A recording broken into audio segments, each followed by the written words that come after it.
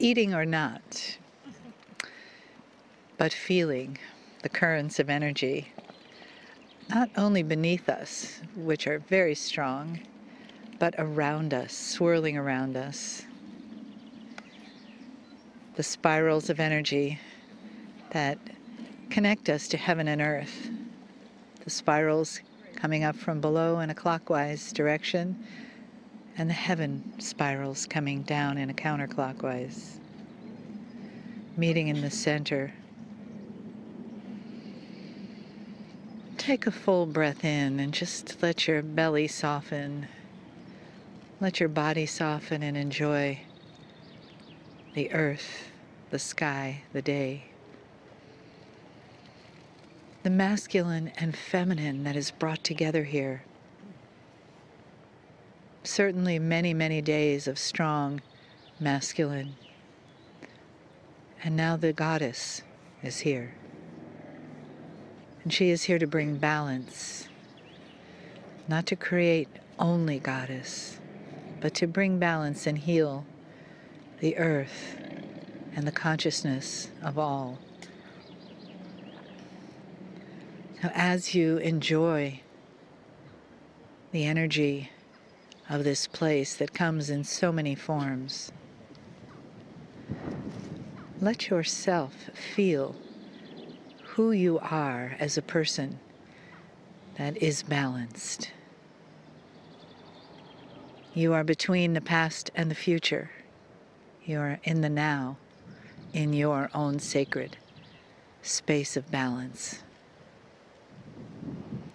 So as the masculine and feminine weave its energy and its story through here, so does your life that brought you here.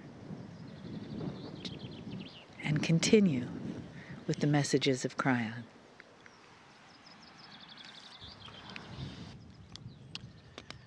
Greetings, dear ones. I'm Kryon of Magnetic Service. For those just listening, we are in Glastonbury Abbey, the area where there is so much mysticism. For 29 years, dear ones, I have been bringing you things filled with love, compassion, truth,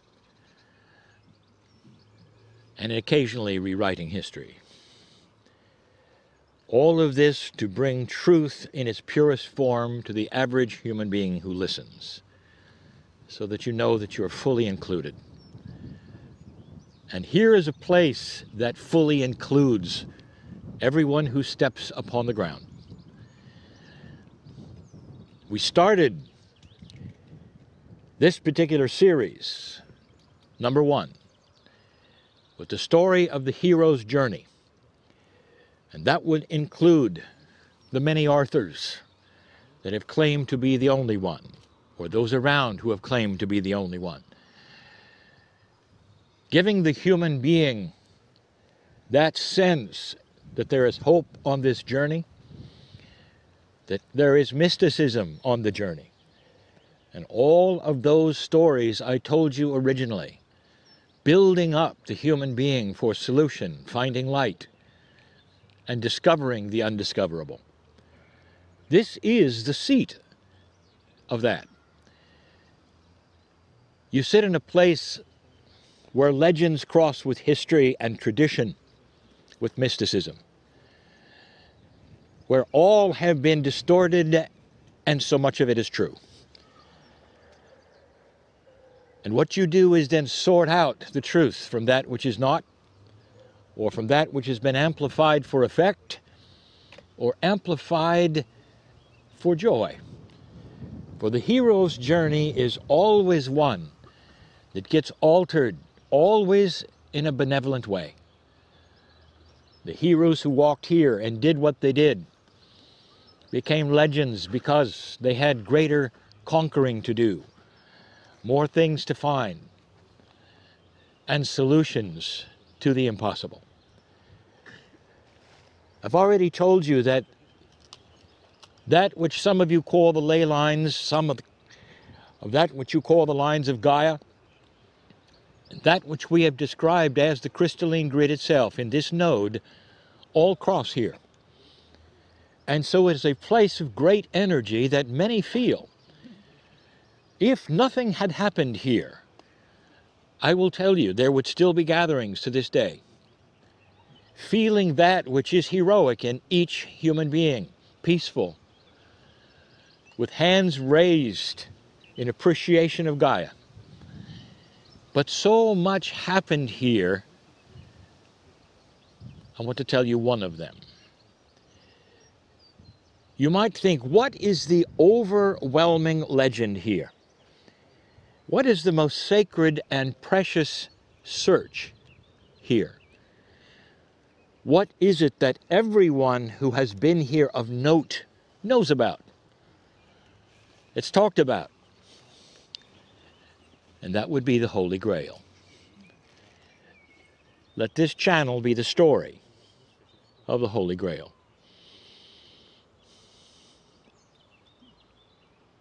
Let me tell you about the legend. And there is truth here, beyond the truth. Not all of it being revealed today, but so much of it sensed.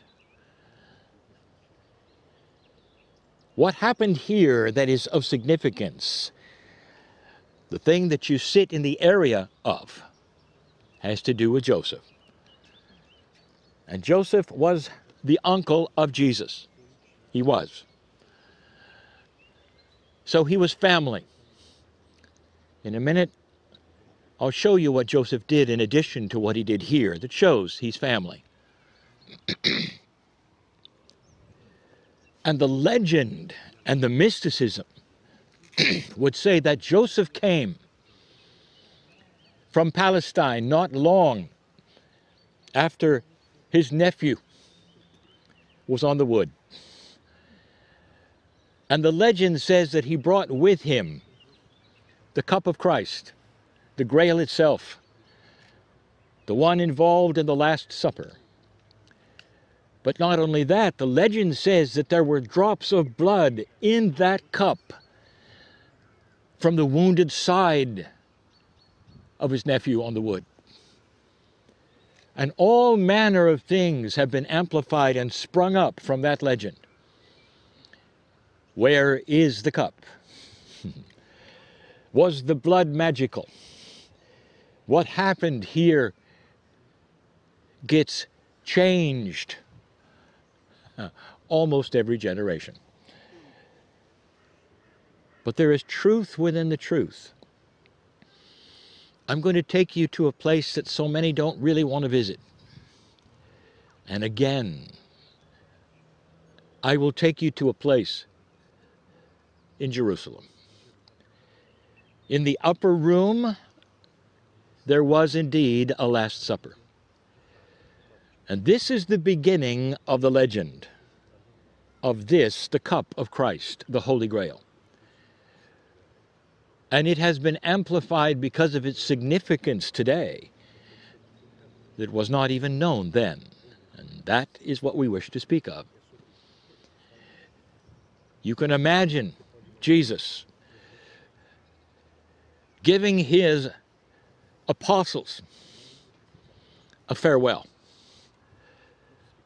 Now it's important for you to understand they didn't understand. They didn't know it. Jesus did. And in his own way, he was saying goodbye. And he gave them sign after sign that it would be the last time they would see him. But they didn't understand. To think that all of this would come to an end after the miracles, after the love and the compassion that they had seen, just the beginning of something very special. And here was the Master of Love, in tears, saying goodbye. Mary of Magdala was there at his side, dear ones. This is not a myth. And he was saying goodbye to all. Even after the traitor left, they didn't understand that this would be the last meal. The meal was the Passover. And it all corresponds. This was the meal. This was the unleavened bread.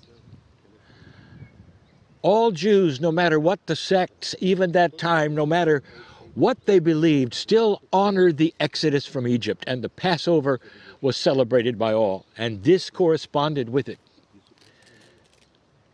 For many there, it was simply another Passover meal. What was the Master saying? What he was talking about? It was cryptic. Why was he crying? He was saying goodbye. There was no sign that said Last Supper. There was no indication to any of them of the profundity of the next days. He was trying his best to say farewell to those he had been with, who had followed him, who had shared in the journey and the path. A day of sorrow. They didn't get it. All of the history points to the fact that they were in the dark until that moment. I want you to notice who was missing. Joseph. He was not at that Last Supper. He was not there.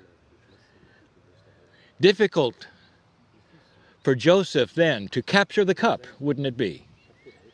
Perhaps he found it later among the dirty dishes. But there is no story of then who spied it and who agreed that this was the last time that they would ever see the Master of Love, or put it aside, or capture it, or put it in the bag. There was no one who did that. And Joseph wasn't even there. That's the first mystery. The rest is history, and I've talked to you about it before. The man on the wood, after all the suffering, going through the streets and the stations, and it was time then to take him off the wood. Now here's something that nobody has ever told you. Now this is channeling.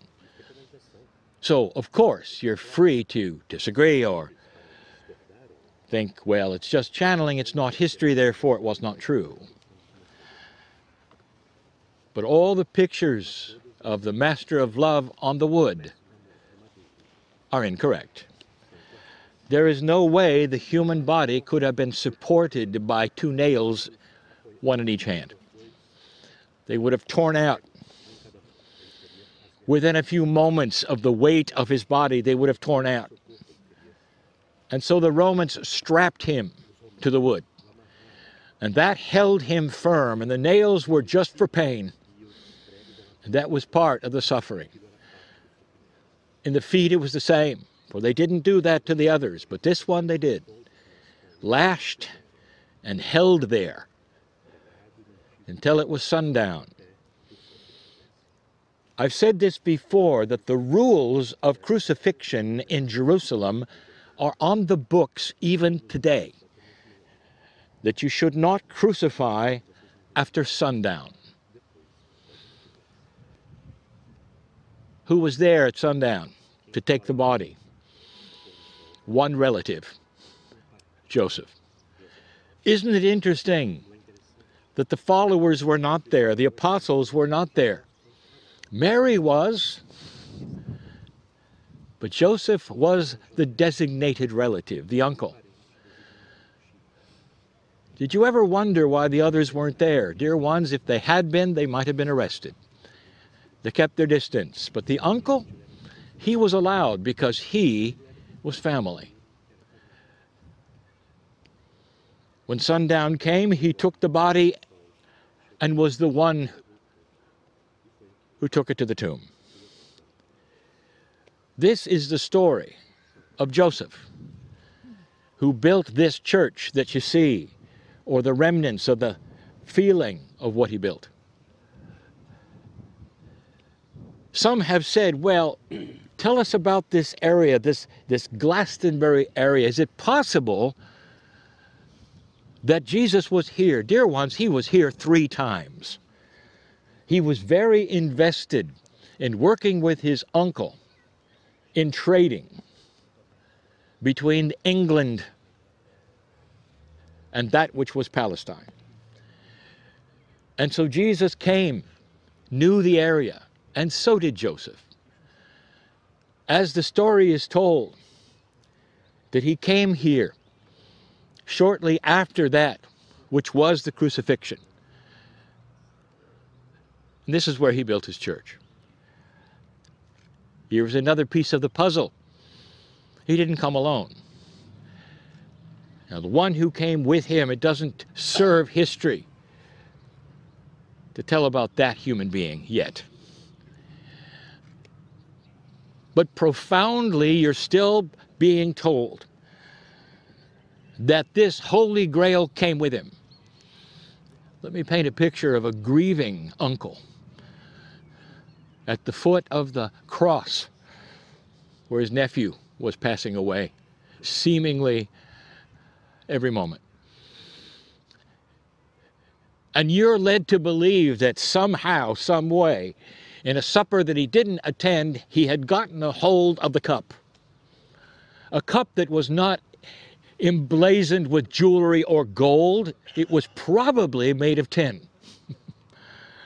Among all the other cups. That somehow he had gone into that upper room, found the exact cup, took it with him. And in these moments of incredible grief and sorrow, he took the cup and gathered some of the blood that came out of Jesus' wound. And then stuffed it back in his bag. And then when all is said and done, he brought it here and buried it. Dear ones, there is no Holy Grail. Not physical. Not physical. Joseph knew something. If you could be in the church, the first one, the one he built, if you could be there, there was no depiction of a dying nephew. None. It was a joyful church. It was about love. That doesn't exist. And there will be controversy in everything I say at this point.